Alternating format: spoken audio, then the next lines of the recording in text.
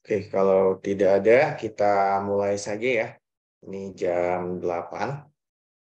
Nah, kita harus mulai dengan tepat waktu, ya, membiasakan tepat waktu. Teman-teman yang terlambat mungkin nanti bisa menonton di YouTube, ya, ketika rekamannya sudah diupload, ya. Oke, untuk mempersingkat waktu, kita langsung saja bahas. Nomor 46, ya ini soal terakhir di geografi kota yang kemarin belum kita bahas, ya. 46, kota A dan kota B berjarak 500 km dan memiliki jumlah populasi yang sama. Titik henti kedua kota tersebut berada tepat di tengah kota A dan kota B, ya, atau berjarak 250 km dari masing-masing kota.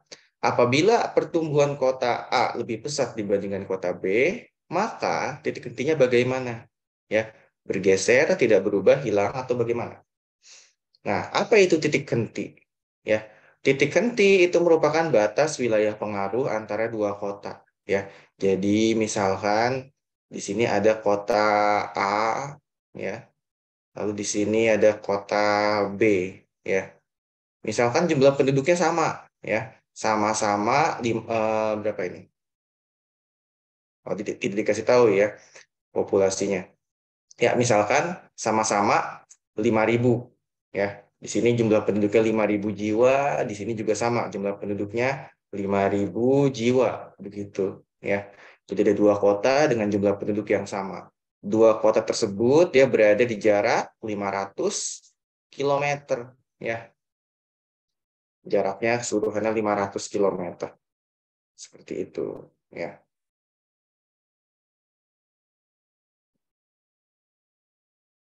Nah, di mana titik hentinya berada, ya? Titik hentinya berada pas di tengah-tengah, ya. Seperti itu, atau di 250 km, ya, dari kota A dan juga 250 km dari kota B, begitu, ya. Kenapa titik hentinya ada di tengah-tengah? Karena jumlah penduduk dua kota tersebut sama, sehingga wilayah pengaruhnya, ya, sama besar, ya. Titik henti merupakan batas antara wilayah pengaruh antara dua kota, ya. Jadi wilayah ini, ya, akan dipengaruhi oleh kota A, sedangkan wilayah ini, ya, akan dipengaruhi oleh kota B. Yang ini wilayah pengaruh A, yang ini wilayah pengaruh B, gitu, ya. Kedua wilayah pengaruh tersebut, ya, bertemu di titik hentinya, ya, di kilometer ke 250, ya, seperti itu. Nah, kemudian apa yang terjadi kalau misalkan populasi kota A, ya, tumbuh lebih pesat, ya, tumbuh lebih pesat dari populasi kota B, ya, seperti yang dikatakan di soal, begitu, ya. Populasi kota A, ya, tumbuh lebih pesat dibandingkan kota B, maka kota A akan punya penduduk lebih banyak, ya. Misalkan kota A menjadi 15.000 jiwa, ya, sedangkan kota B tetap 5.000 jiwa, ya. Maka dari itu, ya, wilayah pengaruh kota A akan menjadi lebih besar, ya, karena penduduknya lebih banyak, ya. Titik hentinya tidak lagi di tengah-tengah, tidak lagi pas di tengah-tengah, ya, tapi akan bergeser, ya, bergeser ke kota B, ya. Titik hentinya jadinya di sini, ya, karena wilayah pengaruh A, ya, ini menjadi lebih besar, ya. Wilayah ini akan dipengaruhi oleh A, sedangkan wilayah yang lebih sempit ini, ya, akan dipengaruhi oleh titik B, begitu, ya. Jadi titik hentinya akan bergeser ke arah kota B. Ya, jawabannya yang B, ya. Seperti itu, teman-teman. Nah, kita juga bisa mengukur, ya, jarak titik henti tersebut dari kota dengan penduduk yang paling kecil. Nah, ini rumusnya. Rumus untuk menghitung titik henti yang ada di PPT saya, di PPT yang geografi kota, gitu, ya. Nah, seperti ini rumus titik henti, ya. Jarak lokasi titik henti, ya, diukur dari kota atau wilayah yang jumlah penduduknya lebih kecil, ya. Misalkan kita mau coba nih, ya, mengetahui berapa sih jarak titik henti, ya, antara kota A dengan kota B, ya, yang berjarak 500 km dan penduduknya masing-masing 15.000 jiwa dan 5.000 jiwa, ya. Maka tinggal kita masukin saja ke rumus, ya. DAB itu apa? Distance antara kota A dengan kota B. Dalam hal ini merupakan 500 km, ya. 500 km dibagi 1 tambah akar dari populasi kota yang besar dibagi populasi kota yang kecil, ya. Populasi kota yang besar itu 15.000, ya. 15.000 dibagi 5.000.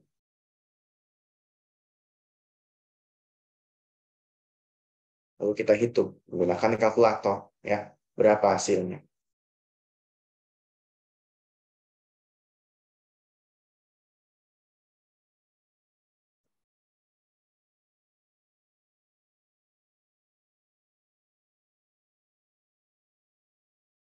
Enggak pas 250 hasilnya, ya. Karena populasi kota A dengan kota B sekarang sudah berbeda, ya.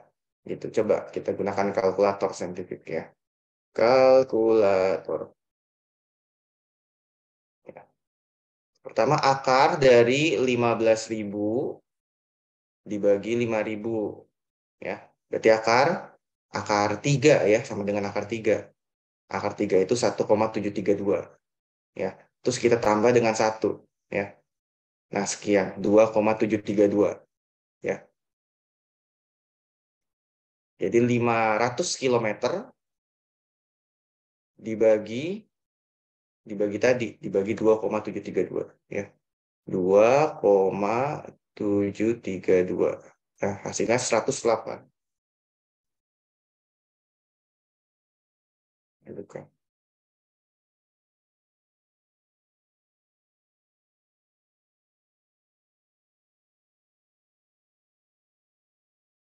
Wah, coba pakai kalkulator yang ini. 500, ya. Kita bagi dengan 1 tambah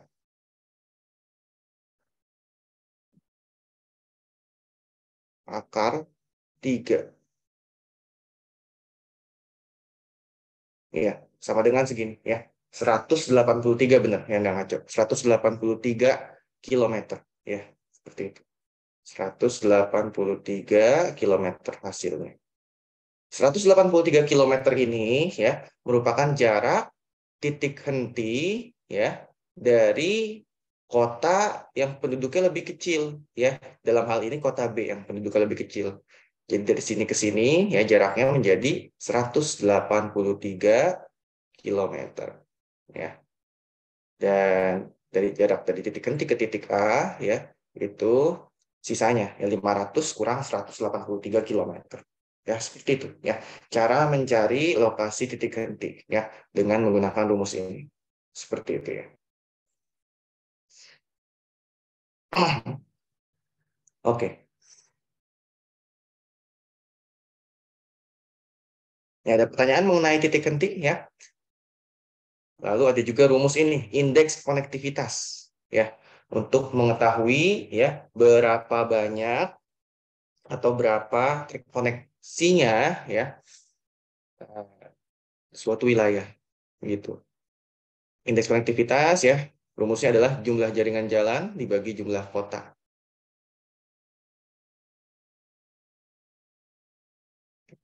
Bisa kita lihat di sini, ya, contoh soal dari indeks konektivitas, ya. Ada 2 wilayah seperti itu, ya. 2 wilayah yang digambarkan, ya, dengan titik dan garis, ya. Titiknya itu merupakan menggambarkan kota, ya, sedangkan garis menggambarkan jumlah jaringan jalan. Nah,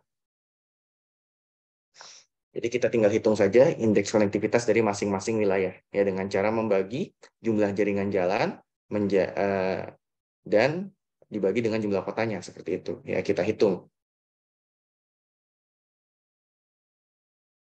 berapa jumlah kotanya, ya, dan berapa jumlah jaringan jalannya. Lalu kita bagi, ya, jumlah jaringan jalan dibagi jumlah kota. Seperti itu, ya. Misalkan wilayah B, ya. Titiknya ada berapa? 1, 2, 3, 4, ya. Berarti ada 4 kota, gitu, ya. Jaringan jalannya ada 6. 1, 2, 3, 4, 5, 6. Ya, ada 6 garis gitu ya. Maka indeks konektivitasnya 6 bagi 4 ya, 1,5 ya. Indeks konektivitas A lebih tinggi 1,83. Ya, seperti itu ya mengenai indeks konektivitas ya. Oke. Ada pertanyaan mengenai geografi kota? Kalau tidak ada pertanyaan mengenai geografi kota ya, kita lanjutkan ya. Hari ini kita membahas ya, Jumat 17 Maret membahas geografi pembangunan dan geografi pariwisata ya.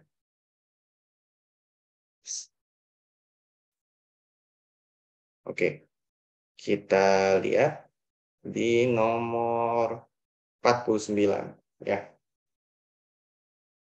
Ini sudah masuk geografi pembangunan ya. Tumbuhan ekonomi diukur menggunakan apa jawabannya? Ya, jawabannya adalah output ekonomi. Ya, output ekonomi seperti GDP ya atau Gross Domestic Product. Ya, bahasa Indonesianya PDB ya, Produk Domestik Bruto seperti itu. Ya. Nah, pernah muncul di soal OSP tahun 2020 ya mengenai apa sih bedanya pertumbuhan ekonomi ya dengan pembangunan ekonomi ya. Pertumbuhan ekonomi ya berbeda dengan pembangunan ekonomi ya, memiliki perbedaan. Apa bedanya ya? Nah, ini bisa kita lihat ya. Perbedaan antara pertumbuhan ekonomi dengan pembangunan ekonomi. Kalau pertumbuhan ekonomi, indikatornya atau alat ukurnya merupakan peningkatan dari pendapatan atau peningkatan dari output ekonomi ya, seperti PDB ya, produk domestik bruto. Sedangkan pembangunan ekonomi diukur menggunakan indikator yang lebih luas ya, diukur menggunakan peningkatan standar hidup dan kualitas hidup masyarakat seperti diversifikasi ekonomi atau penganekaragaman sektor-sektor ekonomi ya, inklusi sosial atau apa namanya eh, terintegrasinya masyarakat ya, tidak ada pengucilan-pengucilan secara ekonomi, sosial dan sebagainya ya. Lalu kebahagiaan masyarakat serta pemerataan pendapatannya. Seperti itu ya. Jadi belum tentu ya ekonomi itu bertumbuh ya juga terbangun. Ya belum tentu semua ekonomi yang tumbuh itu terbangun. Ya, bisa jadi perekonomiannya tumbuh namun tidak terbangun perekonomiannya. Contohnya misalkan di negara-negara Timur Tengah ya. Negara-negara Timur Tengah seperti Kuwait misalnya ya. Kuwait itu merupakan negara kaya ya karena eh, penghasil minyak ya, menghasilkan banyak minyak bumi dan gas alam dalam jumlah yang besar ya, mereka mengekspor minyak bumi. Nah, Kuwait memiliki pertumbuhan ekonomi yang tinggi ya karena pendapatannya tinggi ya, produk domestik brutonya tinggi seperti itu ya, jadi sangat kaya.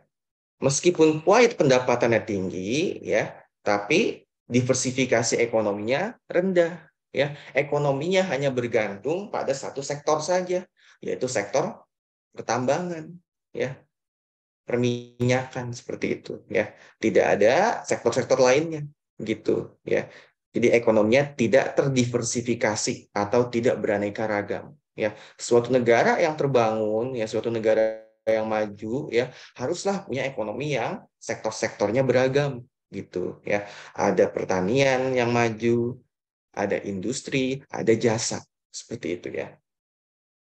Kemudian inklusi sosialnya. Apakah kekayaan di Kuwait bisa dirasakan oleh semua orangnya, ya, semua penduduknya, atau hanya dirasakan oleh masyarakat kelas atas saja? Nah, itu masuk ke inklusi sosialnya.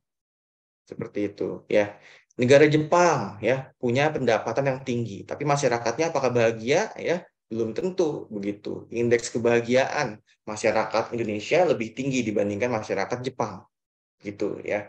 Di Jepang, ya, mereka hidupnya penuh tekanan ya karena persaingan yang sangat tinggi ya di bidang ekonomi ya dengan antar penduduknya begitu ya, serta ekonominya yang pertumbuhannya apa namanya stagnan sekarang. Jadi meskipun pendapatannya tinggi ya, pembangunannya tidak berjalan seperti itu. Ya, jadi itu bedanya pertumbuhan dengan pembangunan ya. Kalau pertumbuhan ya dinilai dari peningkatan output, sedangkan kalau pembangunan ekonomi ya dinilai dari berbagai uh, indikator-indikator dari standar hidup dan kualitas hidup masyarakat. Seperti itu ya. Pertumbuhan sifatnya kuantitatif, sedangkan kalau pembangunan ada yang kuantitatif dan bersifat kualitatif. Seperti itu ya. Jadi kalau misalkan di sini pertanyaannya diganti menjadi pembangunan ekonomi diukur menggunakan, jawabannya adalah semua benar. Ya, kalau yang ditanya adalah pembangunan ekonomi. Ya, karena pembangunan ekonomi diukur menggunakan indikator-indikator baik yang kuantitatif maupun yang kualitatif. Ya, seperti itu mengenai pembangunan ekonomi. Ya. Nah, ini indikator-indikator dari pembangunan ekonomi ya. Yang pertama ada GDP ya, produk domestik bruto ya. Ini merupakan nilai pasar dari semua barang dan jasa yang diproduksi oleh suatu negara ya. Ada 3 macam pendekatan perhitungan PDB ya. Ada yang secara produksi, pendapatan dan pengeluaran ya. Ini akan menghasilkan angka yang sama ya, seperti itu ya. Di soal OSP 2020 ya, muncul perhitungan PDB ya melalui pendekatan pengeluaran ya. Seperti ini. PDB dengan pendekatan pengeluaran ya. Nah, soalnya seperti ini ya. Jadi ada PDB untuk region Kota Palu ya. Jadi disebutnya PDRB, Produk Domestik Regional Bruto. Gitu ya. Bisa kita lihat di sini ya komponen-komponen dari pengeluaran PDRB ya. Pertama ada pengeluaran dari konsumsi rumah tangga. Lalu ada pengeluaran dari konsumsi LNPRT. Apa itu LNPRT? LNPRT ini merupakan lembaga non-profit yang melayani rumah tangga ya. Seperti misalnya organisasi politik, sosial, profesi, partai politik, lembaga keagamaan, dan sebagainya. Ya, lembaga-lembaga non-profit ya yang melayani rumah tangga. Lalu indikator yang komponen yang ketiga ada pengeluaran konsumsi pemerintah ya. Yang apa namanya dikeluarkan oleh pemerintah ya. Lalu yang keempat ada PMTDB ya, pembentukan modal tetap domestik bruto ya, atau nama lainnya adalah investasi ya. Investasi disebut juga pembentukan modal atau penanaman modal begitu ya. Pembentukan modal tetap ya. Itu investasi. Kemudian ada perubahan inventory, ekspor barang dan jasa. Bisa kita lihat ekspor barang dan jasa nilainya negatif. Ya, artinya apa? Artinya lebih banyak impornya dibandingkan ekspornya. Begitu ya. Perubahan inventory juga di tahun-tahun 2018-2019 nilainya negatif. Berarti artinya apa? Inventorinya atau barang yang disimpan di Kota Palu berkurang. Ya. Lalu ini semua dijumlah untuk menghasilkan PDRB, Produk Domestik Regional Bruto. Nah, ini contoh soal OSP tahun 2020. Apa jawabannya?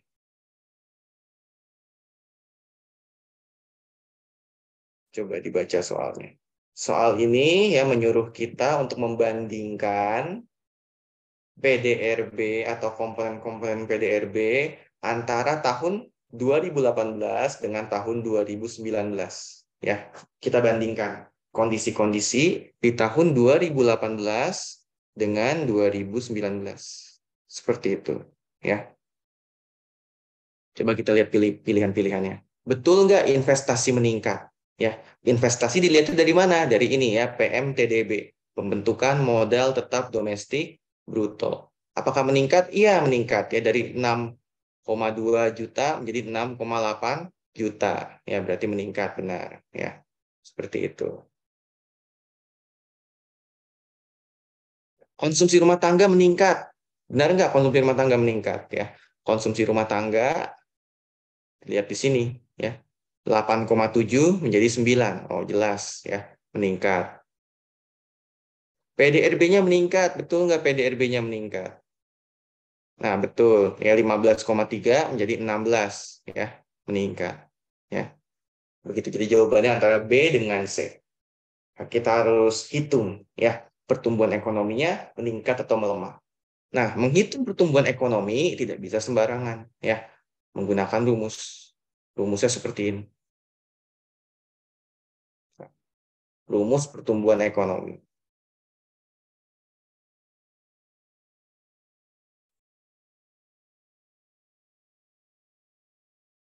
ya.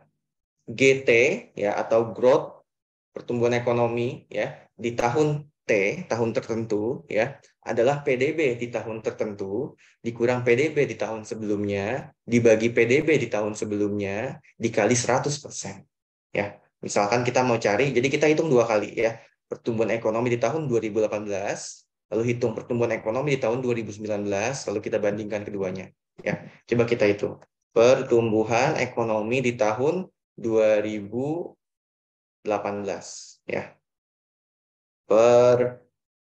Pertumbuhan ekonomi 2018 ya.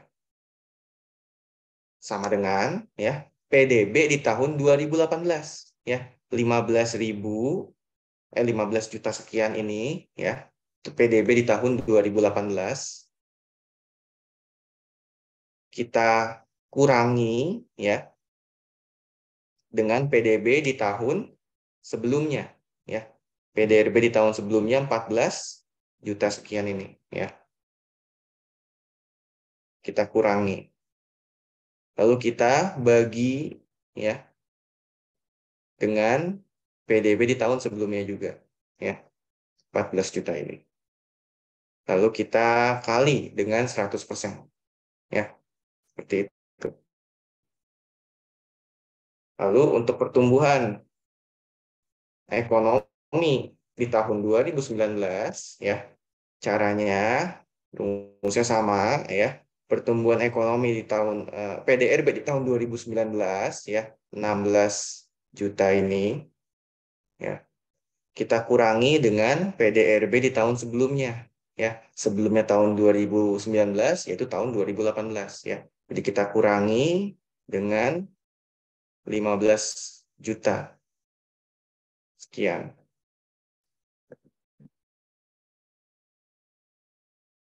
Lalu kita bagi ya dengan 15 juta sekian tadi dan dikalikan 100%. Coba kalian yang laki-laki hitung 2018 berapa pertumbuhan ekonominya ya. Yang perempuan coba hitung ya berapa pertumbuhan ekonomi tahun 2019 ya. Coba buka kalkulator ya, bantu saya.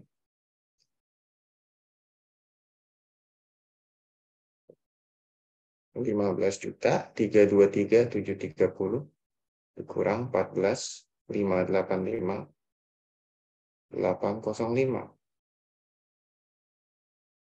737 dibagi 14 585 805.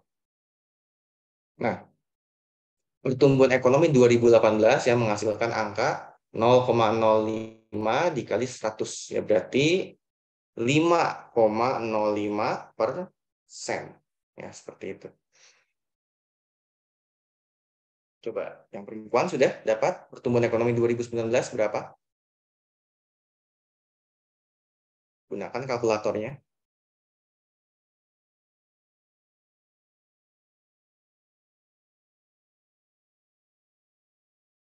Ya.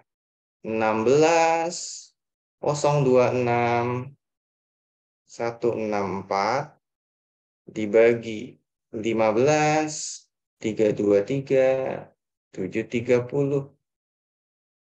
Kok dibagi? Salah, dikurang ya. 16,026,164 dikurang 15 323 730. Nah, sama dengan sekian. Lalu kita bagi dengan 15 323, 730. Nah, sekian. Lalu kita kalikan 100. Ya. Nah, ada tuh teman kalian yang menjawab. Kalikan 100, jadi 4,58. Ya, betul jawabannya. Ya, 4,58. Ya, jadi untuk 2018, 5,05. Untuk 2019, 4,08. Ya, seperti itu. 4,58%. Ya. Nah, kita sudah dapat pertumbuhan ekonomi untuk tahun 2018 dan 2019. Ya. Lalu kita bandingkan, ya, dari 2018 ke 2019 meningkat atau menurun? Ya, ternyata menurun, ya, menurun tuh, ya, dari 5% menjadi 4%. Ya, jadi pertumbuhan ekonominya melemah, ya, bukan meningkat. Ya, pertumbuhan ekonominya menurun atau melemah, ya, dari 5% ke 4%.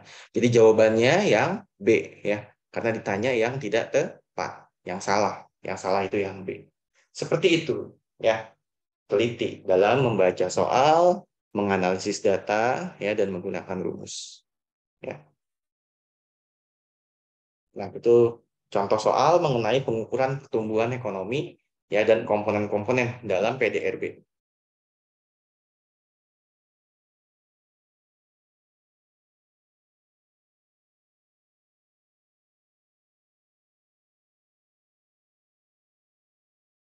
Oke, ya. Kita lanjutkan.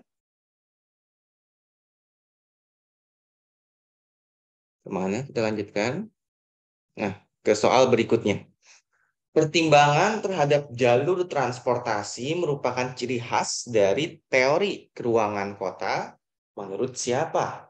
Ya, jawabannya ini menurut Hommerhoid. Ya, menurut Hommerhoid. Ya, jadi teori keruangan kota, ya, melalui pendekatan fisik, ya, ada 3. Ya, nah, ini teori struktur dan tata ruang kota. Ya, ada 3 model atau 3 teori, ya, yang menggambarkan tata ruang kota, ya, yaitu model konsentris, model sektoral, dan model inti berganda Harris dan Ullman. Oh, suara mic saya terlalu kecil ya?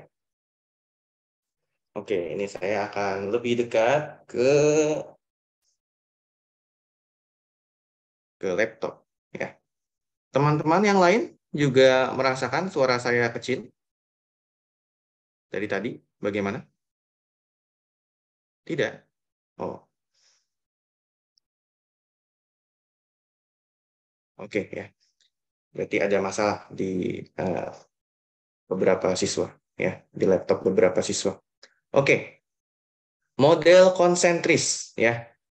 Ini di apa namanya dikemukakan oleh Burgess tahun 1920, ya.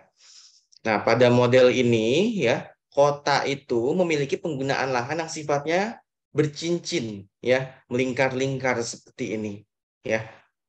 Nah, ini namanya model, ya, atau simplifikasi dari dunia nyata, ya. Jangan tanya saya, emang ada kota kayak bentuknya kayak cincin seperti itu penggunaan lahannya? Ya nggak ada begitu, ya. Tapi ini hanya model atau teori, ya. Di dunia nyata, ya, belum tentu bisa kita temukan, ya.